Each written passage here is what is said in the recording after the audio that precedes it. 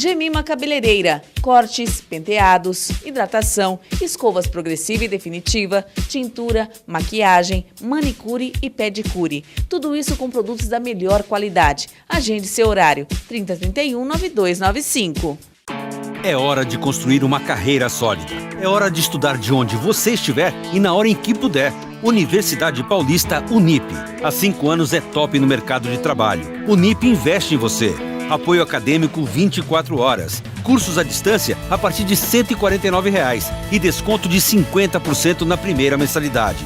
Processo seletivo 2017 com novos cursos. Inscreva-se pelo telefone ou pelo nosso site e transforme a sua vida.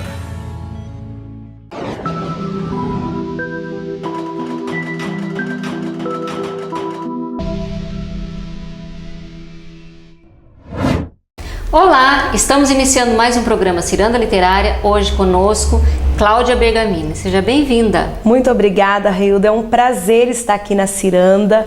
Eu me sinto honrada pelo seu convite em poder fazer parte do seu hall de entrevistados. Menina, você me deu trabalho, porque eu entrevistei o Silvio Ruiz há um tempo atrás e olha, ele me falou de você e eu fiquei ansiosa em te receber e finalmente que bom que você está aqui conosco. Eu fugi um pouquinho por conta de compromissos, mas não em momento algum não pensei em vir, pelo contrário, estava ansiosa para estar aqui. Que bom. Então, essa amizade virtual hoje já se concretizou, mas nós estivemos juntas na Flim, lançando A Moça que Olha pela Janela.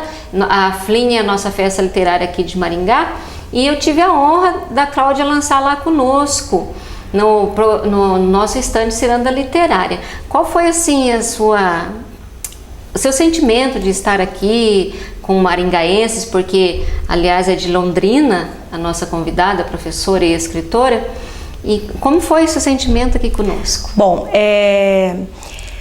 Maringá é uma cidade extremamente receptiva, né? O que eu observei da feira foi assim, o grande número de pessoas que passaram pelo seu estande, não somente de escritores, mas de amigos, escritores que vieram de outras cidades também para lançar o livro, mas foi um momento ímpar no sentido da gente se sentir acolhida, né? Eu mesmo de Londrina fiz grandes amizades ali, trocamos ideia, foram 2 dias assim muito produtivos, poder ver o meu livro chegar às mãos de pessoas que eu nem imaginava que existissem e de repente essas pessoas compram um livro, começam a ler e se sentem familiarizadas com a escrita, com as histórias que estão ali. Foi assim muito gratificante poder participar, poder estar em Maringá na feira. Eu também me senti assim, porque nós temos um grupo de WhatsApp também de escritores de fora.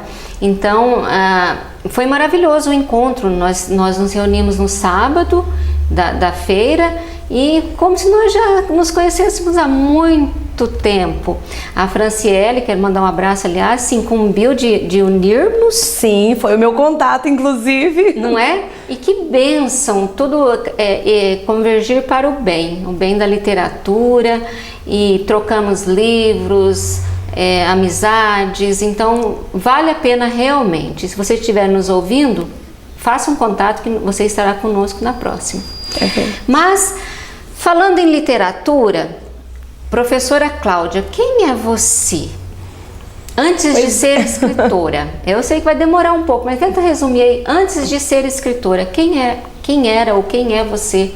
Bom, as palavras são minhas companheiras de tanto tempo. Antes de completar 10 anos de idade, eu ainda guardo os primeiros caderninhos de escritos, que eu não consigo pensar numa Cláudia sem ser escritora, ainda que uma escritora anônima, sem publicação de livros, mas eu tenho uma vida dedicada à poesia, à escrita. É evidente que eu fiz 1000 coisas até chegar à publicação do primeiro livro. Eu fui mãe, né, no período ainda na casa dos 20 anos e me dediquei muito à criação dos meus filhos, que hoje já estão grandes. Eu abdiquei de trabalhar, de dar aula, e foi um período muito bacana, porque hoje que eles já caminham praticamente sozinhos, eu vejo como foi gratificante ter me doado para eles no momento em que eles precisavam. Eu estudei letras, língua portuguesa e língua espanhola. O espanhol é a minha É a minha segunda língua mesmo, eu gosto muito, eu assisto a filmes, eu leio, eu escrevo em espanhol. Ele é uma língua que faz parte da minha realidade cotidiana. E eu estudei o mestrado em literatura, fiz na UEL, fiz a graduação lá, uma especialização e o mestrado. E o doutorado, que eu estou finalizando agora, neste ano, eu fiz na Unesp de Assis, sempre na área de literatura. Eu estudei crônicas no mestrado e no doutorado. E a Cláudia é alguém assim que fala muito. Eu gosto muito de sorrir, embora todos nós tenhamos os nossos infernos, né? Como disse Sartre, o inferno são os outros, mas eu acho que esse inferno habita dentro de nós. Eu tenho os meus infernos, eu tenho os meus medos, as minhas tristezas, mas eu procuro sempre ser feliz, estar feliz, principalmente com os meus alunos. Eu mantenho uma relação muito bacana com os meus alunos, sejam os menores do ensino fundamental e médio, sejam aqueles da graduação, da pós-graduação. E eu sinto assim que transmitir carinho para o aluno, tratando com respeito, não deixando romper essa relação professor-aluno que deve existir de respeito, mas eu também recebo muito carinho, isso é muito gratificante. Cláudia, quem é a moça que olha pela janela? Acho que sou eu. Eu tenho certeza. A crônica, a moça que olha pela janela, que está aí no livro, não é das primeiras, eu não quis colocar. Eu percebi em que primeiro, você pôs lá no não, meio. eu coloquei bem aleatória a seleção das crônicas, foi aleatória. É a moça que vê, porque é uma metáfora, né? O cronista é aquele que capta o fato miúdo, o fato do cotidiano, aquilo que passa despercebido pelas pessoas, né? Essa é uma das possíveis definições de cronista, que não vem de mim, que vem de teóricos como Eduardo Portela, Antônio Cândido, então o Davi Arrigucci Jr., que são teóricos que se voltaram para estudar a crônica quando ela ainda era vista como um gênero ao rés do chão. Um gênero de segunda, vamos dizer assim. Ela foi tratada assim por algum tempo e esses teóricos de renome é que fizeram a crônica circular dentro dos gêneros literários, ao lado do romance, ao lado do conto. E a crônica, o papel do cronista é aquele que olha para tudo que todos veem, mas ele consegue captar além. Ele consegue captar o detalhe, o fato miúdo, e vai transformar isso, ele pega essa matéria bruta e vai transformar isso em joia rara. E a crônica, eu vejo a crônica como a joia rara, como aquele fato que ele não vai ser esquecido. Quando eu sou uma grande leitora de Machado de Assis, a crônica, a coluna dele, Bons Dias, que circulou por muito tempo no jornal, no final do século XIX, início do século XX, é uma coluna que mostra como que os fatos, né, por exemplo, a abolição, a transição do Brasil monárquico para o Brasil república, como que ele transforma isso numa joia rara e nos faz refletir hoje sobre um processo de mais de 100 anos. Então acho que o cronista é isso, a crônica é isso, e a moça que olha pela janela é essa tentativa de metáfora. Por isso que eu escolhi a janela para a capa do livro. Fantástico. Essa capa, Railda, foi um grande presente de um amigo, de um escritor que vive em Berna, na Suíça. Ele fez essa foto para mim. E é uma metáfora. Na verdade, eram duas fotos. Eu tinha uma rosa, que também tem a ver com uma crônica do livro, uma rosa coberta por neve.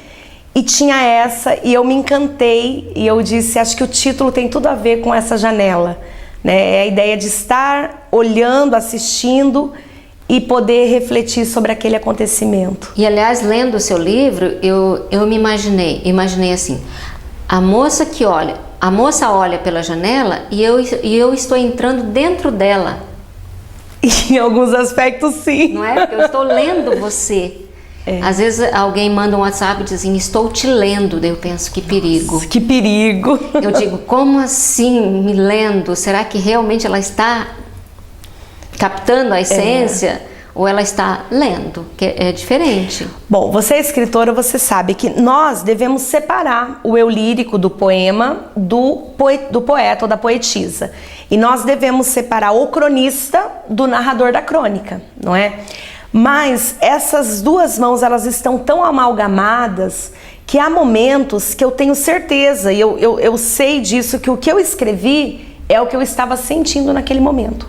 As crônicas ou os poemas, né, eu tenho também um livro de poemas, que eu escrevo realmente a partir de uma inspiração, que não é uma inspiração que eu vivi.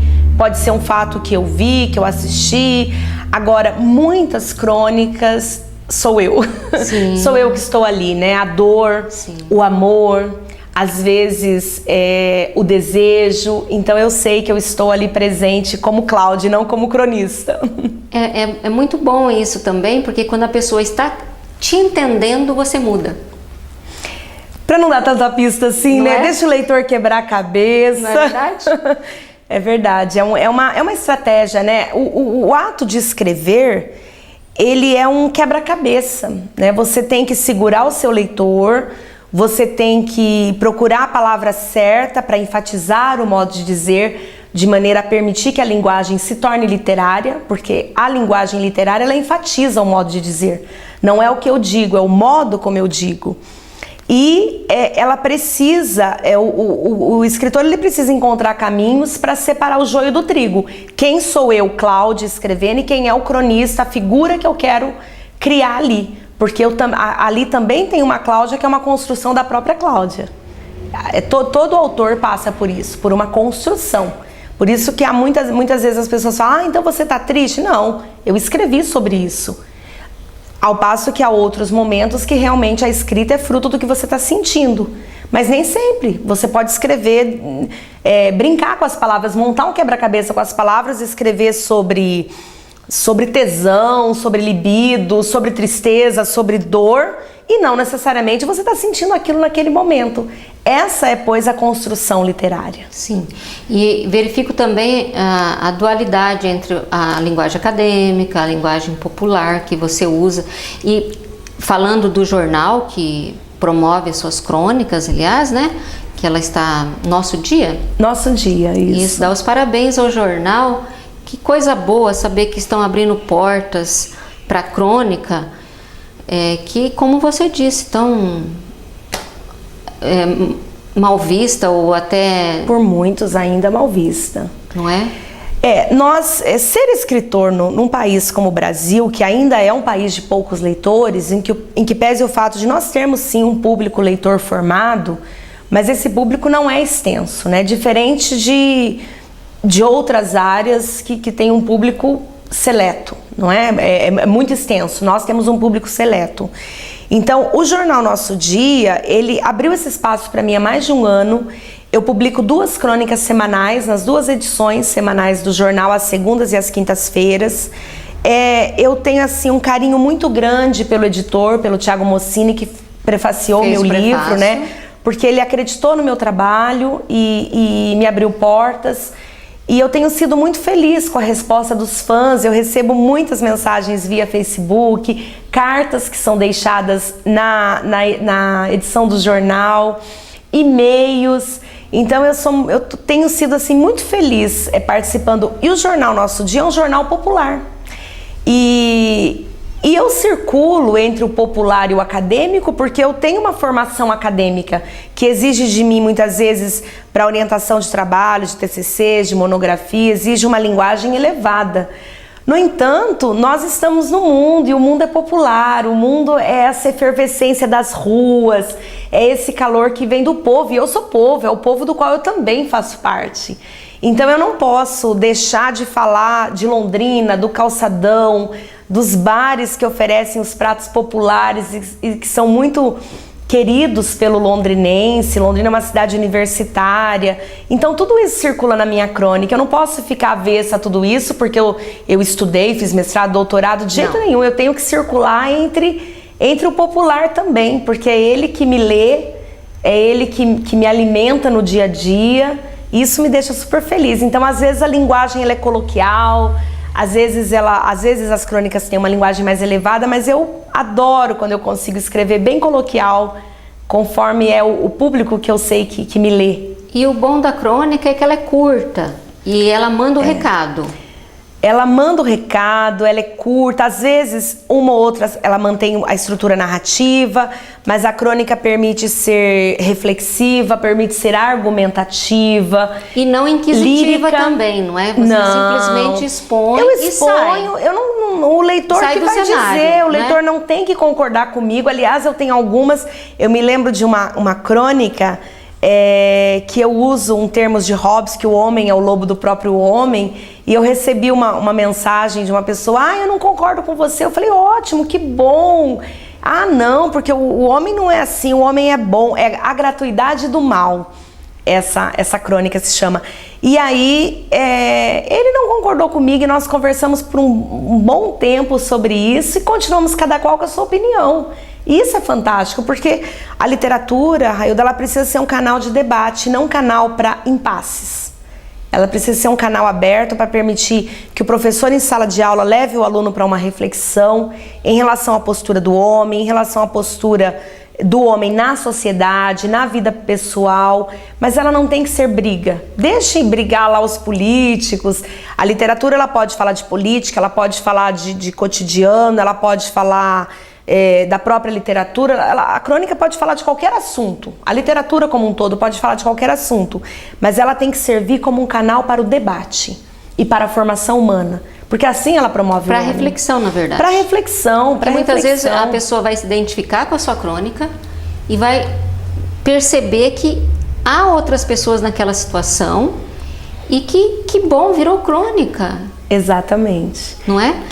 E a poesia também permite isso, né? Você escreve poesia, você sabe como a poesia permite que a gente se identifique, que fala: nossa, ela tá sentindo isso mesmo? Esse é o lírico que tá aqui, porque eu também sinto isso. E cobram muito, fantástico. não é, da pessoa? Cobram muito. Porque pensam que você vivencia tudo aquilo de que quiser, vivido todas as aventuras que eu escrevo. Eu, há alguns anos, comecei a me dedicar à escrita de alguns poemas eróticos. Muito influenciada, nós temos vozes, todo escritor tem vozes. Drummond escreve No Meio do Caminho Tinha uma Pedra, baseado na Divina Comédia de Dante Alighieri. Então, Machado tem vozes de Shakespeare, da filosofia, dos clássicos gregos. Eu também tenho vozes. E eu li, num determinado período, eu li muito Hilda Hilst. Hilda Hilst tem imagens eróticas fantásticas, belas, de uma plasticidade na linguagem.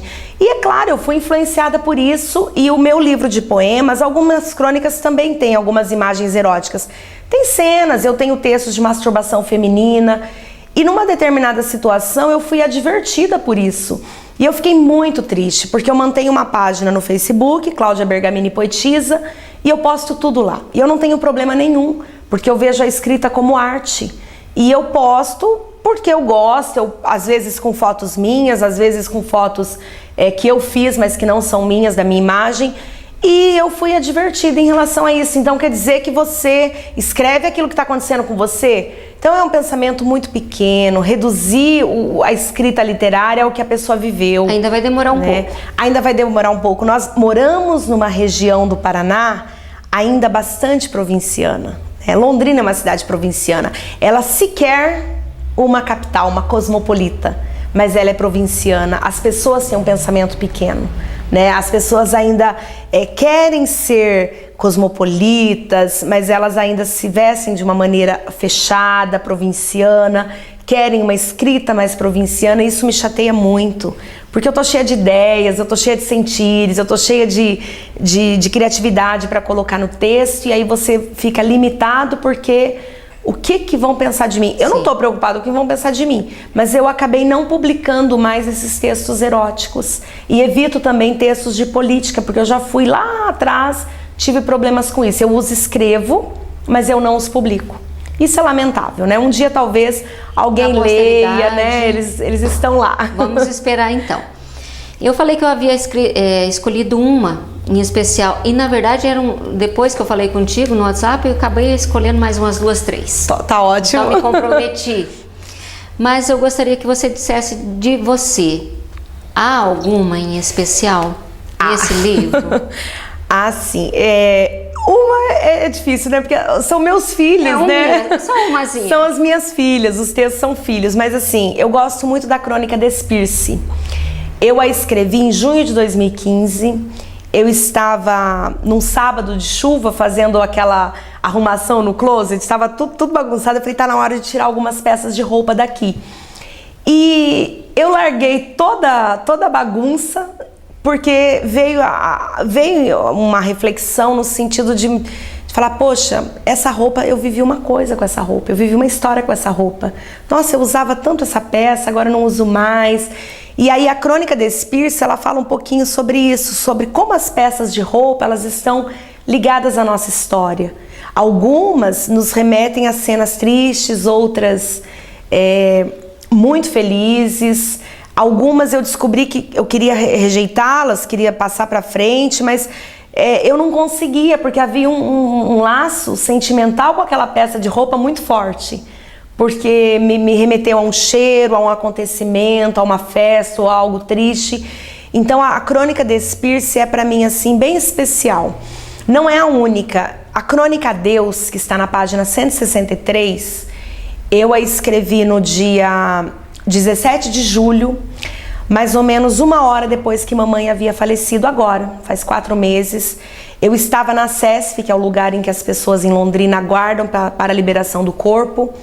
E eu chorava muito. A minha irmã tinha ido para casa, porque nós íamos fazer o velório e o sepultamento em outra cidade. Minha irmã tinha ido para casa trocar meu sobrinho, que é menor, e eu fiquei sozinha para fazer o reconhecimento do corpo. E eu já tinha visto mamãe falecida no leito da UTI, mas enquanto eu aguardava, eu só conseguia escrever. Eu tenho muito isso. Eu não grito, não choro. Às vezes a gente grita e chora, mas eu precisava escrever. Então a Crônica a Deus, eu não consigo ler. Porque quando eu leio, eu choro, porque eu revivo toda aquela... Eu não falo em momento algum, eu só falo que eu perdi uma pessoa querida. Mas ela é uma crônica que eu tenho certeza que vai me acompanhar. Esse sentimento da perda de alguém extremamente importante vai me acompanhar para sempre. Eu até digo para minha filha, que também escreve, que o fato de nós vermos muito e termos tanta sensibilidade nos faz vivermos ao redor de inúmeras pessoas e se sentir muito sozinha. Muito. Não é? Eu não sei se isso é um dom. Mas se não fosse assim, não seria poeta. Exatamente. É o preço. As pessoas que escrevem, elas, assim como aquelas que compõem músicas, elas têm, as que pintam telas, elas têm uma sensibilidade diferenciada, tá? E isso nos faz sofrer em muitas situações, né? A minha irmã é uma pessoa queridíssima, ela é da área de matemática, ela é pedagoga, e eu, numa certa ocasião, preparando aulas para o vestibular da UEL, caía o livro da Adélia Prado, o livro Bagagem. E lá para a página 19 do livro, tem um poema que se chama Poema Esquisito. E esse poema nada mais é do que um texto em que ela escreve que amanhã é finados e ela não precisa ir ao cemitério, porque saudade a gente sente em qualquer lugar. Verdade. E aí ela lembra do pai, lembra da mãe. E eu estava preparando aula para dar um curso para o 3º colegial. Eu comecei a chorar. Eu nem tinha perdido pai, nem mãe, nem ninguém, assim, a essa época. Isso foi lá para 2011. E eu comecei a chorar de um jeito quando eu li esse texto. Ele me tocou. Foi muito forte ler esse texto. E a minha irmã chegou em minha casa. E ela começou a rir. E até hoje ela ri. Ela fala, só você. Então, a minha irmã é extremamente objetiva.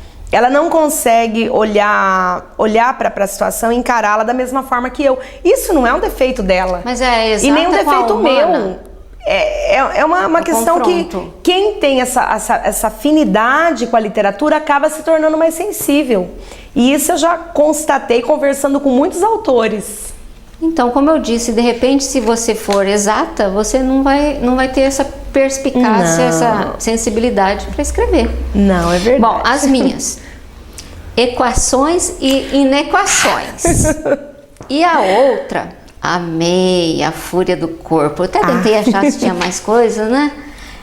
E aí, o que você me fala dessas duas? Bom, qual que você prefere me contar? Eu acho que Equações e Inequações, ela foi escrita num momento que eu estava acreditando.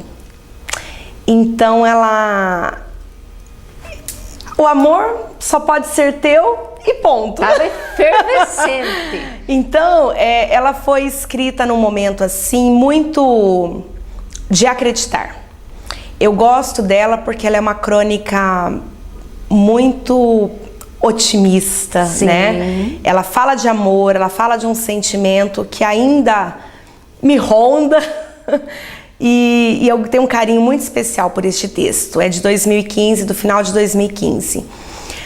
A Fúria do Corpo já foi um momento de sofrimento, de separação.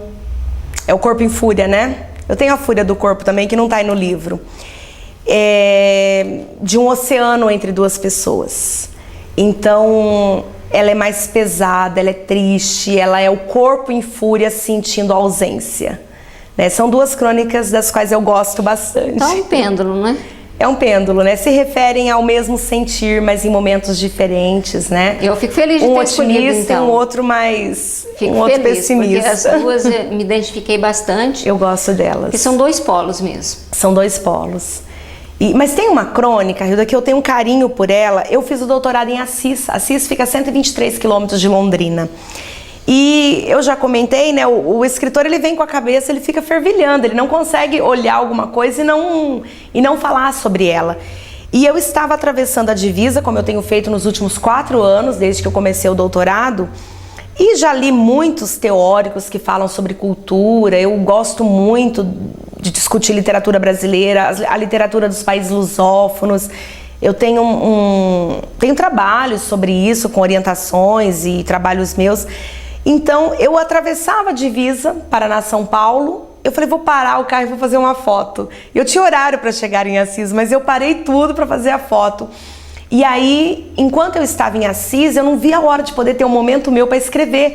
Porque a ideia da escrita, não sei se isso acontece com você, é como um prego incomodando, como um espinho incomodando. Enquanto você não coloca aquilo no papel, você não tem sossego. E se não pegar logo, ela some. Ela some. Então, o que eu faço? Às vezes eu gravo muitos áudios e mando para minha filha, ela já sabe. Tá? Tem um poema que eu gosto bastante, que é A Lua e o Poeta. Eu fui gravando áudios enquanto dirigi e mandando para minha filha. Quando eu cheguei em casa, que eu fui trabalhar aquela ideia. E essa crônica foi mais ou menos assim. Eu fui pegando flashes e eu escrevi o local da cultura.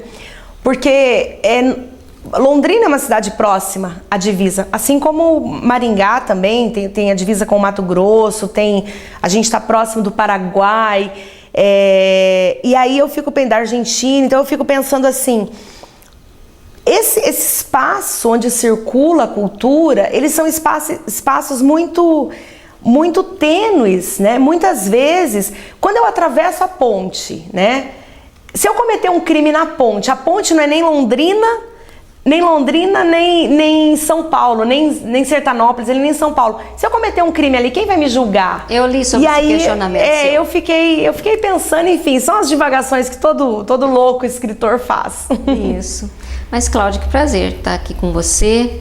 Quero te presentear com um livro muito especial para mim, que é O Amor e o Destino, que Meire Batista e eu fizemos em parceria, um concerto a 4 mãos. Ela foi nossa entrevistada por 2 vezes, quero que você a conheça. E também essa amizade surgiu por meio da internet, que é uma bênção para quem sabe utilizar, verdade. Não é? É uma porta para o céu e uma para o inferno. Você decide qual caminho você quer pegar, né? Tem que saber muito bem usar. Exatamente. Né? Então, eu também quero deixar, Railda, um presente. Eu já te presenteei com o meu livro. Aliás, é uma honra você ter sido minha leitora, uma leitora cuidadosa. Metódica. E que me leu mesmo. Depois nós vamos falar o restante fora do isso é um problema. Mas eu quero deixar um presente para sua próxima entrevistada. Quero deixar uma moça que olha pela janela. Tomara que ela goste, tomara que eu possa conhecê-la, que a gente possa trocar ideias literárias, ideias de mulheres, de escritoras, a partir do seu programa. A Ciranda é um espaço maravilhoso para nós escritores que estamos situados no interior do Paraná. Nós não temos a visibilidade dos escritores da capital. Não, nós somos em muitos escritores no interior do Paraná e escritores que têm uma linguagem de qualidade. Diferenciada, isso que é importante. Diferenciada, sem ser uma literatura regionalista. Nós somos da região, mas nós não temos. A nossa literatura tem ares universais, isso que é o mais importante. Olha, Cláudia, em homenagem a você, a nossa amizade, eu vou te fazer um presente. Hoje é a primeira vez que eu vou dizer quem é a minha próxima entrevistada. Então eu vou saber para quem eu estou dando o livro? Porque eu estou borbulhando de alegria. Quero agradecer ao Clécio Silva pela oportunidade, porque quando eu iniciei, eu jamais imaginei que estaríamos com tantos escritores nos prestigiando. Então, na próxima entrevista, nós estaremos na 50ª entrevista, que aliás é um bate-papo. Então, para nosso orgulho, a nossa próxima entrevistada é a atual presidente da Academia de Letras de Maringá, Jeanette de Knop, que se prontificou a vir e com certeza vai ser uma leitora voraz do seu livro e portas abertas para nós todos aqui. Então vamos fechar esse bloco do 50º com chave de ouro e muito feliz por você estar participando desse trâmite, Obrigada. Desse portal da nossa continuidade em luta, em prol da cultura. Da cultura, né? Fazer com que Londrina, Maringá, com esse noroeste, norte do Paraná, sejam espaços de grandes escritores e escritoras, de grandes reflexões. A gente sempre escreve para o amanhã, a gente não escreve para agora, né? Como dizia Nietzsche, alguns já nascem póstumos. Pois é, tomara que sejamos nós. Com certeza. Muito obrigada, Hilda. Foi um prazer. Obrigada ao Clécio pela oportunidade. E foi um prazer mesmo poder sentar aqui nesse sofazinho e ser entrevistada por você. Nosso maior orgulho também é receber você hoje e você que está nos assistindo amanhã. Cláudia, obrigada por existir. Deus te abençoe. A você também. Até a próxima, pessoal.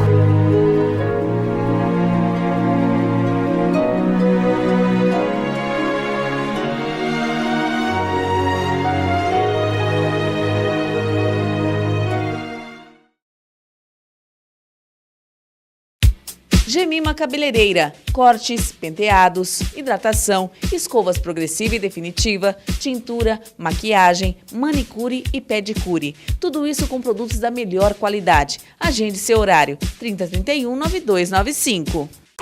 É hora de construir uma carreira sólida. É hora de estudar de onde você estiver e na hora em que puder. Universidade Paulista Unip. Há 5 anos é top no mercado de trabalho. Unip investe em você. Apoio acadêmico 24 horas. Cursos à distância a partir de R$ 149,00 e desconto de 50% na primeira mensalidade. Processo seletivo 2017 com novos cursos. Inscreva-se pelo telefone ou pelo nosso site e transforme a sua vida.